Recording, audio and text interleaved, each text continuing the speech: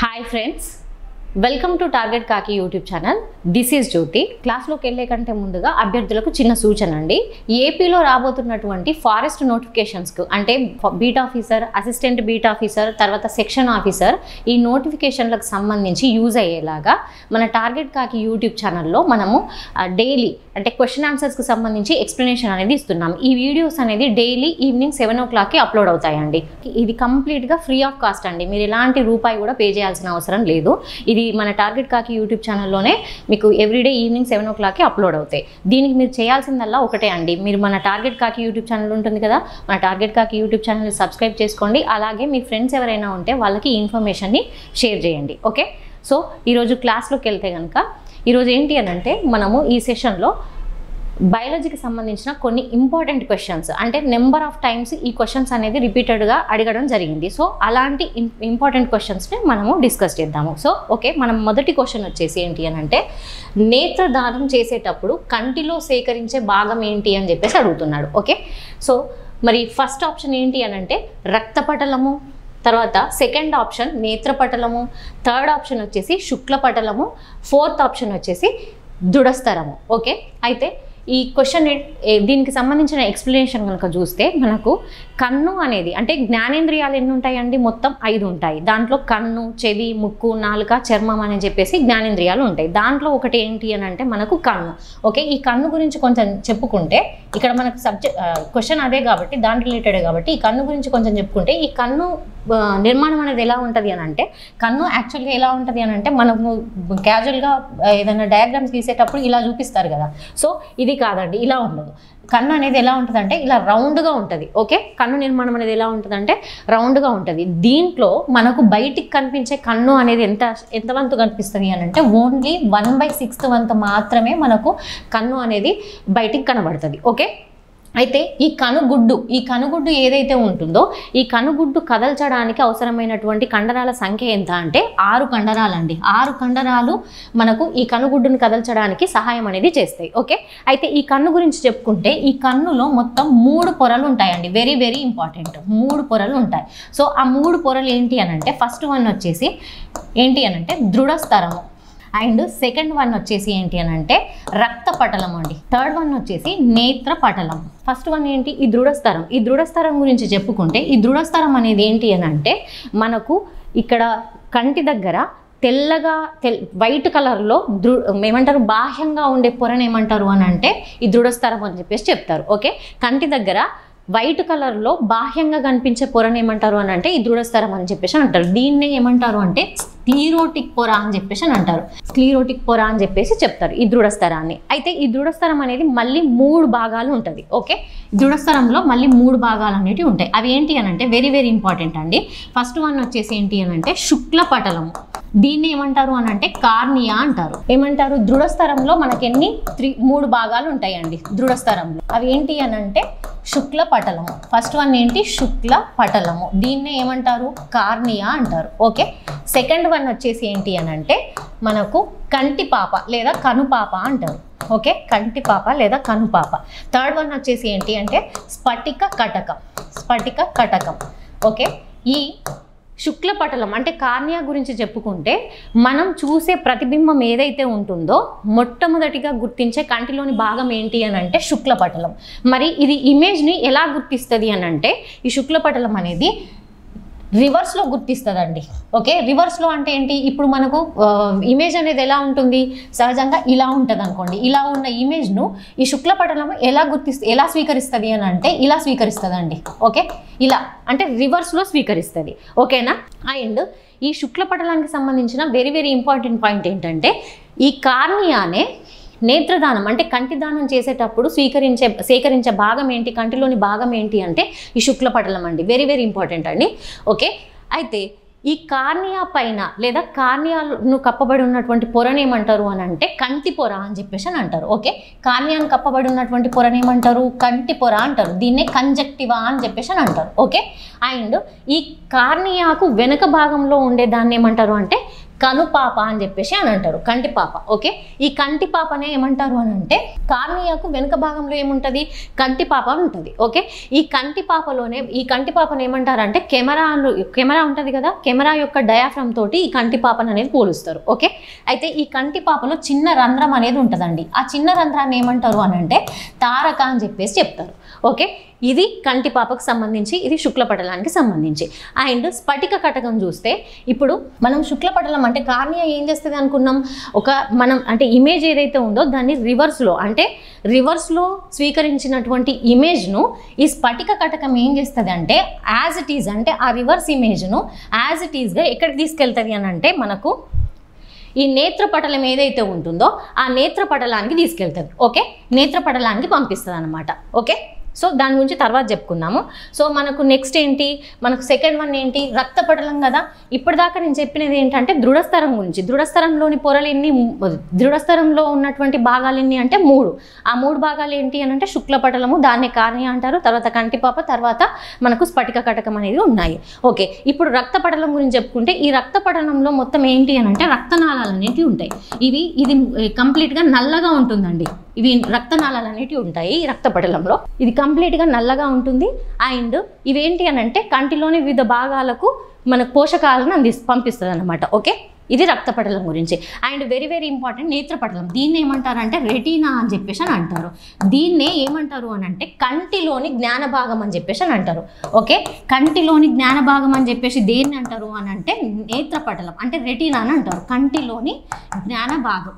Okay, మరి ఎందుకు అంటారు అని అంటే ఇప్పుడే నేను చెప్పాను, స్ఫటిక కటకం ఏం చేస్తుంది, కార్నియా స్వీకరించినటువంటి రివర్స్లో ఉన్నటువంటి ఇమేజ్ను ఈ నేత్రపటలానికి పంపిస్తుంది అని చెప్పుకున్నాం. అలా పంపించిన ఆ రివర్స్ ఇమేజ్ను ఈ నేత్రపటలం ఏం చేస్తుంది అంటే స్ట్రైట్గా చేస్తుంది అనమాట. సో అందుకని చెప్పేసి దీన్ని ఏమంటారు అంటే కంటిలోని జ్ఞాన భాగం అని చెప్పేసి అని అంటారు. ఓకే, అయితే ఈ నేత్రపటలంలో కూడా మనకు 2 రకాలైనటువంటి కణాలు ఉంటాయి. ఏంటి ఆ కణాలు అని అంటే ఒకటి దండ కణాలు. ఓకే, వీటిని ఏమంటారు అని అంటే రాడ్స్ అని చెప్పేసి అని అంటారు. ఓకే, రెండోది ఏంటి అంటే శంకు కణాలు, కోన్స్ అని చెప్పేసి అని అంటారు, శంకు కణాలు. ఓకే, శంకు కణాలు. ఈ దండ కణాల గురించి చెప్పుకుంటే ఈ దండ కణాలలో ఏంటి అని అంటే మనకు రొడాప్సిన్ అని చెప్పేసి రొడాప్సిన్ అనే వర్ణద్రవ్యాన్ని ఇది రిలీజ్ చేస్తుంది అనమాట, కలిగి ఉంటుంది. ఓకే, రొడాప్సిన్ను కలిగి ఉంటుంది. రాత్రి టైంలో తిరిగేటువంటి నిశాచర జీవులు ఉంటాయి కదా, లైక్ గబ్బిలం కానివ్వండి, గుడ్లగుబ కానివ్వండి, పిల్లులు ఉంటాయి కదా, వీటిల్లో ఈ దండ కణాలు అంటే రాడ్స్ అనేవి ఎక్కువగా ఉత్పత్తి అవుతాయి. ఓకే, ఎక్కువగా అభివృద్ధి చెంది ఉంటాయి. అయితే మీరు ఒకటి అబ్జర్వ్ చేస్తే రాత్రి టైంలో ఈ సంచరించేటువంటి గుడ్లగూబ కానివ్వండి, పిల్లి కానివ్వండి, వాటి కళ్ళు అనేవి మెరుస్తూ ఉంటాయి. ఎందుకు మెరుస్తాయి అని అంటే వాటిలో టపేటం, అంటే వాటి కళ్ళల్లో ఏంటి అని అంటే టపేటం ల్యూసిడమ్ అని చెప్పేసి ఒక ప్రత్యేకమైన నిర్మాణం ఉండడం వల్ల వాటి కళ్ళు అనేవి రాత్రి టైంలో మెరుస్తూ ఉంటాయి. ఓకే, అండ్ ఈ రొడాప్సిన్ అనేది విటమిన్ ఏ లోపించడం వల్ల ఈ దండకణాల్లో రొడాప్సిన్ అనేది ఉత్పత్తి కాదు. సో తత్ఫలితంగా ఏమవుతుంది అని అంటే రేచీకట అనేది వస్తుంది. ఓకే, అభ్యర్థులు గుర్తుపెట్టుకోవాలి. అండ్ ఈ దండకణాలు ఎక్కువగా ఉన్న జీవి ఏంటి అని అంటే మరి గుడ్లగూబ అండి. గుడ్లగూబలో ఈ దండకణాలు అనేవి ఎక్కువగా ఉండడం జరుగుతుంది. ఓకే, అండ్ కోన్స్, శంకు కణాల గురించి చెప్పుకుంటే ఈ శంకు కణాలలో ఏంటి అని అంటే ఏముంటుంది అని అంటే అయోడాప్సిన్ అనేది ఉంటుంది. అయోడాప్సిన్ అనే వర్ణద్రవ్యం ఉంటుంది. ఇదేంటి అని అంటే ఈ వర్ణాంధత్వం అంటే కలర్ బ్లైండ్నెస్ ఉన్న వాళ్ళలో ఈ శంకు కణాలు అనేవి ఉండవు. శంకు కణాలు లేని జీవులు అని అంటే ఏమని చెప్పొచ్చు అని అంటే గుడ్లగూబ, తర్వాత గబ్బిలాన్ని శంకు కణాలు లేని జీవులుగా చెప్పొచ్చు. సో ఇది దీనికి సంబంధించిన కొంత ఇన్ఫర్మేషన్. సో ఒకసారి మనం క్వశ్చన్లోకి వెళ్తే ఏమని అడిగాడు, నేత్రదానం చేసేటప్పుడు కంటిలో సేకరించే భాగం ఏది అని చెప్పేసి అడిగాడు. సో మనకు ఆన్సర్ ఏంటి, ఇంతకుముందే చెప్పుకున్నాము, శుక్లపటలము అని చెప్పేసి. ఓకే, శుక్లపటలాన్ని ఏమంటారు, కార్నియా అంటారు. ఇది మనము దీని గురించి కంప్లీట్గా చెప్పుకున్నాం. సో ఆన్సర్ ఏంటి, శుక్లపటలం. ఓకే, సో రక్తపటలం గురించి చెప్పుకున్నాం. తర్వాత నేత్రపటలం, దృఢస్థరంలోనే ఒక పొర ఏంటి, ఒక భాగం ఏంటి అన్నట్టు శుక్లపటలం. ఓకే, ఇది ఈ క్వశ్చన్కు సంబంధించిన ఎక్స్ప్లెనేషన్. సో మరి నెక్స్ట్ క్వశ్చన్ చూస్తే చర్మంలో క్రమంగా మెలనిన్ అదృశ్యం అవడాన్ని ఏమంటారు అని చెప్పేసి క్వశ్చన్ ఉంది. ఓకే, మనకు ఏంటి, ఫస్ట్ ఆప్షన్ వచ్చేసి ల్యూకోడెర్మా, అండ్ సెకండ్ ఆప్షన్ వచ్చేసి albinism, third option vitiligo, fourth option keratin. Okay, so దీని గురించి చెప్పుకుంటే చర్మం గురించి చెప్పాలి అని అంటే చర్మం అనేది మొత్తం మానవ శరీరంలోనే అతిపెద్ద అవయవమని, తర్వాత మానవ శరీరంలో అతిపెద్ద జ్ఞానేంద్రియం అని దేన్ని అంటారు అని అంటే చర్మాన్ని చెప్తారు. అండ్ అంతేకాకుండా మానవ శరీరంలో అత్యధిక విస్తీర్ణం కలిగినటువంటి అవయవం ఏంటి అని అంటే కూడా చర్మాన్నే చెప్తారు. ఈ చర్మం అనేది 2 భాగాలను కలిగి ఉంటుంది. ఓకే, ఈ చర్మంలో 2 భాగాలు ఉంటాయండి. ఓకే, 2 భాగాలు ఏంటి అని అంటే ఒకటి బాహ్య చర్మము, ఓకే, బాహ్య చర్మము, రెండోది ఏంటి అని అంటే అంతర్చర్మము. ఓకే, అంతర చర్మము. సో మనకు కావాల్సింది ఏంటి అని అంటే ఇక్కడ బాహ్య చర్మం అనేది మనకు కావాల్సింది. ఓకే, ఈ బాహ్య చర్మం గురించి చెప్పుకుంటే ఈ బాహ్య చర్మంకి అంటే ఇప్పుడు చర్మానికి మెలనిన్ అనే వర్ణద్రవ్యం ఉండడం వల్ల రంగుని ఏర్పరుస్తుంది. ఓకే, ఇప్పుడు మనకు కలర్ అనేది ఎలా వస్తుంది అని అంటే మెలనిన్ అనే వర్ణద్రవ్యం ఉండడం వల్ల కలర్ అనేది రావడం జరుగుతుంది. చర్మానికి సంబంధించి కలర్ అనేది ఏర్పడుతుంది. సో ఈ మెలనిన్ అనేది చర్మం లోపలి పొర ఏదైతే ఉంటుందో లోపలి పొరను కాంతి యొక్క హానికర ప్రభావానికి లోను కాకుండా కాపాడుతుంది. ఎలా కాపాడుతుంది అని అంటే ఈ చర్మాన్ని నల్లగా మార్చడం ద్వారా లోపలి పొరలను కాపాడుతుంది. అందుకే అంటే ఇప్పుడు మనం యూజువల్గా చూస్తే ఎండకి వెళ్ళినప్పుడు కొంచెం చర్మం అనేది బ్లాక్గా అవడం జరుగుతుంది. ఇంకా ఎక్కువసేపు కనుక ఉంటే కమిలిపోవడం జరుగుతుంది. ఎందుకు అని అంటే ఎండలో ఉన్నప్పుడు ఏంటి అని అంటే మనకు మెలనిన్ అనేది ఎక్కువ ప్రొడ్యూస్ అవుతుంది. సో ఎక్కువ ప్రొడ్యూస్ అయినప్పుడు ఏంటి అంటే అక్కడ చర్మం అనేది నల్లగా అవుతుంది. ఈ చర్మం ఏదైతే ఉందో శీతల ప్రాంతాల్లో ఉన్న వ్యక్తులు ఎవరైతే ఉంటారో ఆ ప్రజల్లో ఈ మెలనోసైట్స్ అనేవి ఉండవు.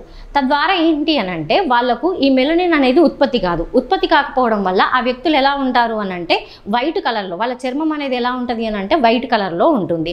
ఆ వైట్ కలర్లో ఉన్న వ్యక్తులను ఏమంటారు అని అంటే ఆల్బినోస్ అని చెప్పేసి అని అంటారు. ఓకే, ఆల్బినోలు అని చెప్పేసి అని అంటారు. ఆ వ్యాధిని ఏమంటారు అంటే ఆల్బినిజం అని చెప్పేసి అని అంటారు. ఓకే, ఇది మెలనిన్ అనేది మెలనోసైట్స్ లేకపోవడం వల్ల మెలనిన్ అనేది ఉత్పత్తి కాకపోతే వచ్చే వ్యాధి, వాళ్ళు తెల్లగా ఉంటారని చెప్పేసి చెప్పుకుంటున్నారు. అయితే మెలనిన్ అనేది క్రమంగా మొత్తం అదృశ్యం అవ్వడాన్ని ఏమంటారు అని అంటే చర్మంలో మెలనిన్ అనేది క్రమంగా అదృశ్యం అవ్వడాన్ని ఏమంటారు అంటే విటిలిగో అంటారు. విటిలిగో. ఓకే, ఒక్కొక్కసారి మనం చూస్తూ ఉంటాము కొందరు ఉండడం చామంచాయ కలర్లో ఉన్నా కూడా వాళ్ళు నీడ పట్టున ఉండడమో లేకపోతే ఏసీలో ఉండడం వల్ల శీతల ప్రాంతాల్లో ఉండడం వల్ల వాళ్ళు ఒకేసారి కంప్లీట్గా తెల్లగా అయిపోతూ ఉంటారు. సో ఎందుకు అని అంటే వాళ్ళలో మెలనిన్ అనేది క్రమంగా అదృశ్యం అవుతుంది. సో దాన్ని ఏమంటారంటే విటిలిగో అంటారు. ఈ వ్యాధిని ఏమంటారు అంటే ల్యూకోడెర్మా అని చెప్పేసి అని అంటారు. ఓకే, ల్యూకోడెర్మా అని చెప్పేసి అని అంటారు. ఓకే, సో ఇక్కడ మనకు ఆన్సర్ ఏంటండి, చర్మంలో క్రమంగా మెలనిన్ అదృశ్యం అవడాన్ని ఏమంటారు విటిలిగో అని అంటారు. ఓకే, ఈ వ్యాధిని ఏమంటారు ల్యూకోడెర్మా అని చెప్పేసి అని అంటారు. ఓకే, ఆల్బనిజం అంటే చెప్పుకున్నాం ఆల్రెడీ. కెరటిన్ అనేది ఏంటంటే ప్రోటీన్ అండి. ఈ ప్రోటీన్ అనేది మనకు గోర్లు, వెంట్రుకలు, తర్వాత గిట్టలు, కొమ్ములలో ఈ కెరటిన్ అనే ప్రోటీన్ ఉండడం జరుగుతుంది. ఇది ఈ క్వశ్చన్కి సంబంధించిన ఆన్సర్. ఓకే, సో మరి నెక్స్ట్ క్వశ్చన్ కనుక చూస్తే ఎర్రక్త కణాల జీవితకాలం ఎన్ని రోజులు అని చెప్పేసి క్వశ్చన్ అడుగుతున్నాడు. ఓకే, ఫస్ట్ ఆప్షన్ వచ్చేసి 60 రోజులు, సెకండ్ ఆప్షన్ వచ్చేసి 30 రోజులు, third option 120 days, fourth option 90 days అని చెప్పేసి ఇక్కడ క్వశ్చన్ ఉంది. సో మనము బ్లడ్ గురించి డిస్కస్ చేసుకుంటే ఈ బ్లడ్ అనేది మనకు రక్తానికి సంబంధించిన అధ్యాయాన్ని ఏమంటారండి హెమటాలజీ అని చెప్పేసి అని అంటారు. హెమటాలజీ. మరి బ్లడ్ యొక్క pH వాల్యూ ఎంత? వెరీ వెరీ ఇంపార్టెంట్ అండి. నెంబర్ ఆఫ్ టైమ్స్ అడిగాడు. 7.3 to 7.4 అనేది బ్లడ్ యొక్క pH వాల్యూ. సగటు మానవుని అంటే ఆరోగ్యవంతుడైనటువంటి మానవుల్లో ఉండేటువంటి సగటు రక్త పరిమాణం అంటే ఆరోగ్యవంతుడైనటువంటి మానవుల్లో ఎన్ని లీటర్ల రక్తం ఉంటుంది అని అంటే 5 to 6 లీటర్స్ బ్లడ్ అనేది ఉంటుంది. ఓకే, 5 to 6 లీటర్స్ బ్లడ్ అనేది ఉంటుంది. ఇక్కడే సందర్భం వచ్చింది కాబట్టి చెప్తున్నానండి. మానవుల్లో ఆరోగ్యవంతుడైనటువంటి మానవుల్లో దృష్టికోణం అంటే కంటి చూపు అనేది ఎన్ని డిగ్రీలలో ఉంటుంది అని అంటే 60 డిగ్రీల్లో ఉంటుంది. ఓకే, ఆరోగ్యవంతుడైనటువంటి మానవుల్లో ఉండే బ్లడ్, ఆరోగ్యవంతుడైనటువంటి మానవుల్లో రక్త పరిమాణం ఎంత? 5 నుంచి 6 లీటర్లు. ఓకే, రక్త పరిమాణం ఎంత అని అంటే 5 నుంచి 6 లీటర్లు ఉంటుందండి. ఓకే, ఆరోగ్యవంతుడైనటువంటి మానవుల్లో ఉన్నటువంటి దృష్టికోణం ఎంత అని అంటే 60 డిగ్రీలు. ఓకే, 60 డిగ్రీలు. ఆరోగ్యవంతుడైనటువంటి మానవుల్లో ఉండే అస్థి మజ్జ ఎన్ని కిలోలు ఉంటుంది అని అంటే ఆరోగ్యవంతుడైనటువంటి మానవుల్లో ఉండే అస్థి మజ్జ, ఓకే, అస్థి మజ్జ బోన్ మ్యారో అంటారు కదా. సో ఈ అస్థి మజ్జ అనేది ఎన్ని కిలోలు ఉంటుంది అంటే 3 కేజీలు ఉంటుంది. ఓకే, ఇది వెరీ వెరీ ఇంపార్టెంట్ అండి. ఓకే, సో ఇటు వస్తే ఇక్కడ ఏంటి బ్లడ్ pH వాల్యూ ఎంత అనుకున్నాము 7.3 to 7.4. Okay, 7.3 to 7.4. మరి ఆరోగ్యవంతుడైనటువంటి మానవుల్లో ఉండేటువంటి రక్తం ఎన్ని లీటర్స్ అని అంటే 5 to 6 లీటర్స్. యొక్క ఉత్పత్తిని ఏమంటారంటే హీమోపాయిసిస్ అని చెప్పేసి అని అంటారు. హీమోపాయిసిస్ రక్తం ఉత్పత్తి ప్రక్రియను ఏమంటారు అంటే హీమోపాయిసిస్ అని చెప్పేసి అని అంటారు. ఈ రక్తం ఎర్ర కలర్లో అంటే రెడ్ కలర్లో ఉండడానికి గల కారణం ఏంటి అంటే హీమోగ్లోబిన్ ఉండడం వల్ల. ఓకే, హీమోగ్లోబిన్ అనేది కలిగి ఉండడం వల్ల రక్తం అనేది రెడ్ కలర్లో ఉంటుంది. మరి బొద్దింక మిడత ఇవేవైతే ఉంటాయో వీటిల్లో బ్లడ్ అనేది వైట్ కలర్లో ఉంటుంది. వెరీ వెరీ ఇంపార్టెంట్ అండి. బొద్దింక అండ్ మిడత ఈ రెండు జీవుల్లో కూడా రక్తం అనేది వైట్ కలర్లో ఉంటుంది. ఎందుకు అంటే దీంట్లో ఈ జీవుల్లో హిమోగ్లోబిన్ అనేది లోపించడం వల్ల వాటి రక్తం అనేది వైట్ కలర్లో ఉంటుంది. ఓకే, అండ్ మరి పీతలు, రొయ్యలు, నత్తలు, ఆల్చిప్పలు ఈ 4 జీవుల్లో కూడా రక్తం అనేది బ్లూ కలర్లో ఉంటుంది. ఎందుకు బ్లూ కలర్లో ఉంటుంది అంటే ఆ 4 జీవుల్లో కూడా హీమోసయోనిన్ అనే వర్ణక ద్రవ్యం ఉండడం వల్ల అవి వాటి బ్లడ్ అనేది బ్లూ కలర్లో ఉంటుంది. ఓకే, సో మరి బ్లడ్ గురించి చెప్పుకుంటే ఈ రక్తంలో 2 భాగాలు ఉంటాయండి. ఓకే, రక్తంలో 2 భాగాలు ఉంటాయి. ఏంటి అని అంటే రక్తంలో 2 భాగాలు ఉంటాయి. ఫస్ట్ వన్ ఏంటి అంటే వెరీ వెరీ ఇంపార్టెంట్ అండి, ప్లాస్మా. ఈ ప్లాస్మా అనేది ఎంత పర్సెంటేజ్ ఉంటుంది అని అంటే 55% ఉంటుంది. ఓకే, సెకండ్ వన్ వచ్చేసి ఏంటి అని అంటే రక్త కణాలు. మనకు కావాల్సింది ఈ టాపిక్ అండి ఇది. సో ఇది ఎంత పర్సెంటేజ్ ఉంటుంది అంటే 45%. ఈ రక్త కణాలలో మళ్ళీ మనకు 3 రకాలైనటువంటి కణాలు అనేటివి ఉంటాయి. ఏంటి అని అంటే అవి ఒకటి రెడ్ బ్లడ్ సెల్స్ అంటే ఎర్ర రక్త కణాలు. ఓకే, ఎర్ర రక్త కణాలు. సెకండ్ వన్ వచ్చేసి వైట్ బ్లడ్ సెల్స్ లేదా ల్యూకోసైట్స్ అని అంటారు. వీటిని తెల్ల రక్త కణాలు అని చెప్పేసి చెప్తారు. ఓకే, థర్డ్ వన్ వచ్చేసి ప్లేట్లెట్స్ లేదా రక్త ఫలకికలు అని చెప్పేసి అని అంటారు. ప్లేట్లెట్స్ లేదా రక్త ఫలకికలు. ఓకే, రక్త ఫలకికలు. సో ఈ ఆర్బీసీ గురించి చెప్పుకుంటే ఈ ఆర్బీసీలను అంటే ఈ ఎర్ర రక్త కణాలను మొదటగా ఎవరు కనుగొన్నారు అని అంటే Antony van Leeuwenhoek. Okay, Antony van Leeuwenhoek అనే శాస్త్రవేత్త మొట్టమొదటగా ఈ ఎర్ర రక్త కణాలను కనుగొన్నాడు. మరి ఈ ఎర్ర రక్త కణాల ఉత్పత్తి అనేది ఎలా జరుగుతుంది అని అంటే ఈ ఎర్ర రక్త కణాల ఉత్పత్తి ఎలా ఉంటుంది అని అంటే పెద్దవారిలో అయితే మనకు అస్థి మజ్జ ఏదైతే ఉంటుందో అస్థి మజ్జ లేదా అస్థి మూలుగా అంటారు కదా, బోన్ మ్యారో. ఒకటే ముక్కలు చెప్పాలంటే బోన్ మ్యారో. నిన్నటి సెషన్లో నేను చెప్పాను ఎముకల మధ్యలో మనకేముంటుంది అస్థి మజ్జ అనే ఉంటుంది. ఈ అస్థి మధ్యలో ఏ ప్రోటీన్ ఉంటుంది, ఎరిథ్రోపాయిటిన్ అనే ప్రోటీన్ ఉంటుంది. ఎరిథ్రోపాయిటిన్ అనే ప్రోటీన్ ఏం చేస్తుంది అంటే ఎర్ర రక్త కణాల ఉత్పత్తికి తోడ్పడుతుంది. ఎర్ర రక్త కణాల ఉత్పత్తి ప్రక్రియను ఏమంటారు అంటే ఎరిథ్రోపాయిసిస్ అని అంటారు. ఓకే, అది పక్కన పెడితే ఇక్కడ ఏంటి విషయం, మనకు ఈ పెద్దవారిలో ఎలా ఉంటుంది అని అంటే ఎర్ర రక్త కణాల ఉత్పత్తి అనేది మనకు ఎక్కడ జరుగుతుంది, బోన్ మ్యారోలో జరుగుతుంది. అదే మరి పిండ దశలో అయితే ప్లీహము కాలేయం దగ్గర ఇది రక్త కణాలు అనేటివి ఉత్పత్తి అవుతాయి. ఎప్పుడు పిండ దశలో అయితే. ఓకే, కాలేయం ప్లీహం ఈ రెండింటి దగ్గర ఎర్రక్త కణాల ఉత్పత్తి అనేది జరుగుతుంది. మరి ఈ ఎర్రక్త కణాల ఉత్పత్తి అనేది వీటి యొక్క జీవితకాలం ఎన్ని రోజులు అని అంటే 120 రోజులు లేదా 4 నెలలండి. ఓకే, లేదా 4 నెలలు. Very very important. ఓకే, 120 రోజులు లేదా 4 నెలలు. ఓకే, అయితే ఈ ఎర్ర రక్త కణాలు విచ్ఛిన్నం అవడాన్ని ఏమంటారు అని అంటే ఎరిథ్రోసైనిన్. ఓకే, ఈ ఎర్ర రక్త కణాల విచ్ఛిన్నాన్ని ఏమంటారు అంటే ఎరిథ్రోలైసిన్ అని చెప్పేసి అని అంటారు. ఓకే, ఎర్ర రక్త కణాల సంఖ్య తగ్గిపోవడాన్ని ఏమంటారు అని అంటే ఎరిథ్రోఫీనియా అని చెప్పేసి అని అంటారు. ఈ ఎర్ర రక్త కణాలు విచ్ఛిన్నం చెందడాన్ని ఏమంటారు అని అంటే ఎరిథ్రోలైసిన్ అని చెప్పేసి అని అంటారు. ఎర్ర రక్త కణాల సంఖ్య తగ్గడాన్ని ఏమంటారు అని అంటే ఎరిథ్రోఫీనియా అని చెప్పేసి అని అంటారు. ఓకే, ఎరిథ్రోఫీనియా అని చెప్పేసి అని అంటారు. ఓకే, అయితే ఈ ఎర్ర రక్త కణాలు ఎర్ర రక్త కణాల సంఖ్య పెరిగితే ఏ వ్యాధి వస్తుంది అని అంటే మనకు పాలిసెథిమియా అని చెప్పేసి వ్యాధి వస్తుంది. ఓకే, దీన్ని ఏమంటారు అని అంటే పాండు రోగం అని చెప్పేసి అని అంటారు. పాలిసెథిమియా అనే వ్యాధి వస్తుంది. ఓకే, దీన్ని ఏమంటారు పాండు రోగం అని చెప్పేసి అని అంటారు. పాండు రోగం అని చెప్పేసి ఏది ఎర్ర రక్త కణాలు అనేది ఎర్ర రక్త కణాల సంఖ్య అనేది పెరిగినప్పుడు వచ్చే వ్యాధి ఏంటి, పాలిసెథిమియా పాండు రోగం అని చెప్పేసి అని అంటారు. ఓకే, ఎర్ర రక్త కణాల సంఖ్య తగ్గినప్పుడు వచ్చే వ్యాధి ఏంటి అంటే ఎనీమియా అండి, రక్తహీనత. ఈ ఎర్ర రక్త కణాలు సి ఆకారంలో లేదా కొడవలి ఆకారంలో కనుక వచ్చినప్పుడు వచ్చే వ్యాధి ఏంటి అంటే sickle cell anaemia. Okay, sickle cell anaemia అనేది సి ఆకారంలోకి వచ్చినప్పుడు వచ్చే వ్యాధి ఏంటి అని అంటే సికిల్ సెల్ ఎనీమియా అని చెప్పేసి చెప్తారు. ఓకే, ఇది ఎర్ర రక్త కణాలకు సంబంధించిన ఇన్ఫర్మేషన్. సో ఒకసారి మనం క్వశ్చన్ చూద్దాము. మనకేమంటున్నాడు, ఎర్ర రక్త కణాల జీవితకాలం ఎన్ని రోజులు అని చెప్పేసి అని అంటున్నాడు. సో మరి ఎన్ని రోజులు ఇంతకుముందే చెప్పుకున్నాము, 120 రోజులు అనేది ఈ క్వశ్చన్కి సంబంధించిన కరెక్ట్ ఆన్సర్. ఓకే, సో మరి నెక్స్ట్ క్వశ్చన్ ఏంటో చూద్దాం. నెక్స్ట్ క్వశ్చన్ చూస్తే రక్తంలోని పారిశుద్ధ్య పనివారు అని ఏ రక్త కణాలను పిలుస్తారు అని చెప్పేసి క్వశ్చన్ అడుగుతున్నాడు. ఓకే, సో ఆప్షన్ 1 వచ్చేసి ఎర్ర రక్త కణాలు, ఆప్షన్ 2 వచ్చేసి తెల్ల రక్త కణాలు, ఆప్షన్ 3 రక్త ఫలకికలు, ఆప్షన్ 4 వచ్చేసి ప్లాస్మా. ఓకే, సో మనం ఇంతకుముందు ఎర్ర రక్త కణాల గురించి చెప్పుకున్నాము. ఇప్పుడు తెల్ల రక్త కణాల గురించి చెప్పుకుంటే ఈ తెల్ల రక్త కణాలు అనేవి ఏం చేస్తాయి అని అంటే ఈ తెల్ల రక్త కణాలు అనేవి శరీరంలోకి ప్రవేశించిన సూక్ష్మజీవులను అవి నాశనం చేస్తాయి. అందుకే ఈ తెల్ల రక్త కణాలను ఏమంటారు అని అంటే భక్షక కణాలు, లేదా ఈ తెల్ల రక్త కణాలను ఏమంటారండి భక్షక కణాలు లేదా సూక్ష్మ రక్షక భటులు అని చెప్పేసి అని అంటారు. అలాగే వీటిని ఏమంటారు అంటే ఈ తెల్ల రక్త కణాలను రక్తంలోని పారిశుద్ధ్య పనివారు అని చెప్పేసి చెప్తారు. ఓకే, ఏ రక్త కణాలను అంటారు అని అంటే తెల్ల రక్త కణాలను చెప్తారు. ఓకే, అయితే ఈ తెల్ల రక్త కణాల గురించి చెప్పుకుంటే ఈ తెల్ల రక్త కణాల యొక్క జీవిత కాలం ఎన్ని రోజులు అంటే 12 నుంచి 13 రోజులు వీటి యొక్క జీవిత కాలం. ఓకే, ఈ తెల్ల రక్త కణాల యొక్క ఉత్పత్తి ప్రక్రియను ఏమంటారు అంటే ల్యూకోపాయిసిస్ అని చెప్పేసి అని అంటారు. ఓకే, ల్యూకోపాయిసిస్. అయితే ఈ తెల్ల రక్త కణాలు అనేటివి మళ్ళీ మనకు 2 రకాలు అనేటివి ఉంటాయి. ఈ 2 రకాలు వెరీ వెరీ ఇంపార్టెంట్ అండి. ఆ 2 రకాలలో మనకి ఏంటి అని అంటే ఫస్ట్ వన్ వచ్చేసి గ్రాన్యులోసైట్స్. అంటే ఏంటి అని అంటే రేణుయుత తెల్ల రక్త కణాలు. ఓకే, తెల్ల రక్త కణాలు. వీటిలో మళ్ళీ మనకు 3 రకాలైనటువంటి తెల్ల రక్త కణాలు అనేటివి ఉంటాయి వీటిలో. సో అవేంటి అని అంటే ఫస్ట్ వన్ వచ్చేసి ఎసిడోఫిల్స్. వీటిని ఇసినోఫిల్స్ అని కూడా అంటారు. ఇసినోఫిల్స్. ఓకే, ఐసినోఫిల్స్ ఆర్ ఇసినోఫిల్స్ అని చెప్పేసి అని అంటారు.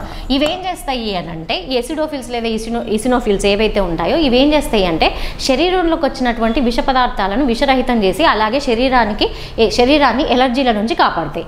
ఓకే, అండ్ సెకండ్ వన్ వచ్చేసి బేసోఫిల్స్ అండి. అతి తక్కువ సంఖ్యలో ఉన్నటువంటి తెల్ల రక్త కణాలు ఏవి అని అంటే బేసోఫిల్స్. ఓకే, మరి తర్వాత న్యూట్రోఫిల్స్ అండి. న్యూట్రోఫిల్స్ అనేవి అతి ఎక్కువ సంఖ్యలో ఉన్నటువంటి తెల్ల రక్త కణాలు ఏవి అని చెప్తే న్యూట్రోఫిల్స్ అని చెప్పేసి చెప్తారు. ఓకే, ఇది గ్రాన్యులోసైట్స్ గురించి. అండ్ మరి మనం ఇక్కడ 2 రకాలు అని చెప్పుకున్నాం కదా తెల్ల రక్త కణాలు. సెకండ్ వన్ ఏంటి అని అంటే ఎగ్రాన్యులోసైట్స్ అండి. ఎగ్రాన్యులోసైట్స్ అంటే రేణురహిత తెల్ల రక్త కణాలు అనమాట. రేణురహిత తెల్ల రక్త కణాలు.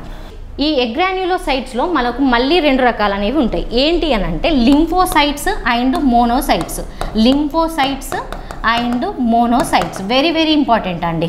మోనోసైట్స్. సెకండ్ వన్ ఏంటి మోనోసైట్స్. సో ఈ లింఫోసైట్స్ గురించి చెప్పుకుంటే ఈ లింఫోసైట్స్లో మనకు మళ్ళీ 2 రకాలు అనేవి ఉంటాయి.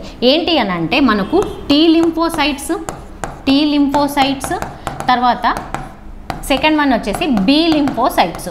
ఓకే, ఈ లింఫోసైట్స్ అనేవి అతి చిన్న తెల్ల రక్త కణాలను వేటిని అంటారు అంటే లింఫోసైట్స్ని అంటారు. ఇవి వ్యాధి నిరోధక శక్తిని పెంచుతాయి. సో ఇప్పుడు ఈ టీ లింఫోసైట్స్ గురించి చెప్పుకోవాలని అంటే హెచ్ఐవి లేదా రిట్రోవైరస్ ఏదైతే ఉంటుందో అది మానవుని శరీరంలోకి ప్రవేశించిన తర్వాత మొట్టమొదటిగా అది ఏం చేస్తుంది అంటే ఈ T4 లింఫోసైట్స్ ఏవైతే ఉంటాయో వీటిపైన దాడి చేసి ఈ టీ లింఫోసైట్స్ని నాశనం చేస్తుంది. సో అందుకే హెచ్ఐవి వచ్చిన పేషెంట్లో ఏంటంటే వ్యాధి నిరోధక శక్తి అనేది కంప్లీట్గా తగ్గుతూ ఉంటుంది. ఓకే, సో ఈ బి లింఫోసైట్స్ అనేవి ఏం చేస్తాయి అని అంటే ఇవి విచ్ఛిన్నం చెంది ప్లాస్మా కణాలను ఏర్పరుస్తాయి అన్నమాట. సో ఓకే, అండ్ ఈ మోనోసైట్స్ ఏవైతే ఉన్నాయో ఈ మోనోసైట్స్ అనేవి వీటిని అతి పెద్ద తెల్ల రక్త కణాలు అని చెప్పేసి చెప్తారు. ఓకే, సో ఈ మోనోసైట్స్ అనేవి తెల్ల రక్త కణాల్లో ఈ మోనోసైట్ సంఖ్య కనుక పెరిగిందనుకోండి అప్పుడు ఆ వ్యక్తికి బ్లడ్ క్యాన్సర్ అంటే ల్యూకేమియా అని చెప్పేసి వ్యాధి అనేది రావడం జరుగుతుంది. ఏ రక్త కణాలు పెరుగుతాయి అని అంటే మోనోసైట్స్, తెల్ల రక్త కణాల్లో మోనోసైట్స్ సంఖ్య అనేది పెరిగినప్పుడు బ్లడ్ క్యాన్సర్ అనేది వ్యాధి వస్తుంది. ఓకే, ఇది తెల్ల రక్త కణాలకు సంబంధించిన ఇన్ఫర్మేషన్. సో ఇక్కడ మనకు ఆన్సర్ ఏంటి అని అంటే తెల్ల రక్త కణాలు అనేది ఆన్సర్. ఓకే, సో మరి మన నెక్స్ట్ క్వశ్చన్ చూస్తే రక్తాన్ని గడ్డ కట్టించే కణాలు ఏవి అని చెప్పేసి అడుగుతున్నాడు. ఓకే, సో ఫస్ట్ వన్ వచ్చేసి prothrombin and fibrinogen. Second one వచ్చేసి థ్రాంబోసైట్స్. ఇది థ్రాంబోసైట్స్. అండ్ థర్డ్ ఆప్షన్ వచ్చేసి థ్రాంబోకైనేజ్. ఓకే, ఫోర్త్ ఆప్షన్ వచ్చేసి కే విటమిన్ అని చెప్పేసి అని అంటున్నాడు. ఓకే, అయితే ఇక్కడ మనకేంటి అని అంటే రక్తం గడ్డగట్టడాన్ని ఏమంటారు అని అంటే రక్తం గడ్డగట్టడాన్ని థ్రాంబస్ అంటారు.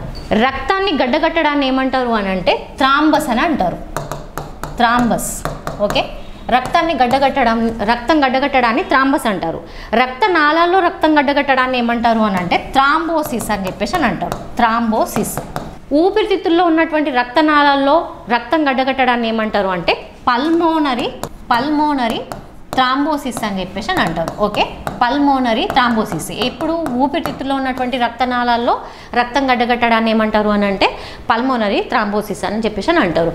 అయితే ఈ రక్తం గడ్డకట్టడానికి కావాల్సినటువంటి విటమిన్ ఏంటి అని అంటే మనకు కే విటమిన్ అండి. ఓకే, రక్తం గడ్డకట్టడానికి కావాల్సినటువంటి మూలకం ఏంటి అని అంటే కాల్షియం. ఓకే, అభ్యర్థులు గుర్తుపెట్టుకోవాలి. మూలకం అయితే కాల్షియం, విటమిన్ ఏంటి అని అంటే కే విటమిన్. మరి రక్తం గడ్డకట్టడానికి కావాల్సినటువంటి కణాలు ఏంటి అని అంటే మనం ఏమని చెప్తాము అంటే థ్రాంబోసైట్స్ అండి. రక్తం గడ్డకట్టడానికి కావాల్సిన కణాలు ఏంటి, రక్తం గడ్డకట్టడానికి సహాయపడే కణాలు ఏంటి అని అంటే రక్తాన్ని గడ్డకట్టించే కణాలు ఏంటి అని అంటే థ్రాంబోసైట్స్ అని చెప్తారు. రక్తం గడ్డ కట్టడానికి సహాయపడే హార్మోన్ ఏంటి అని అంటే ప్రోథ్రాంబిన్ అండ్ ఫైబ్రినోజన్ అండి. ఇవి హార్మోన్స్. ఓకే, ఇవి రెండు ఏంటి అని అంటే హార్మోన్స్. ఓకే, ఇవి హార్మోన్స్. తర్వాత రక్తం గడ్డకట్టడానికి సహాయపడే ఎంజైమ్ ఏంటి అని అంటే థ్రాంబోకైనేజ్ అండి. ఇది ఎంజైమ్. ఓకే, ఎంజైమ్ అనేది ఇది థ్రాంబోకైనేజ్ అనే ఎంజైమ్ అనేది రక్తాన్ని గడ్డకట్టించడానికి సహాయపడే ఎంజైమ్. ఓకే, సో ఇది ఈ క్వశ్చన్కి సంబంధించిన ఆన్సర్. ఓకే, ఇవ్వండి ఈ రోజుకు సంబంధించిన క్వశ్చన్స్ అండ్ వాటి ఎక్స్ప్లెనేషన్. నెక్స్ట్ వీడియోలో మరొక టాపిక్తో కలుద్దాం. Thank you.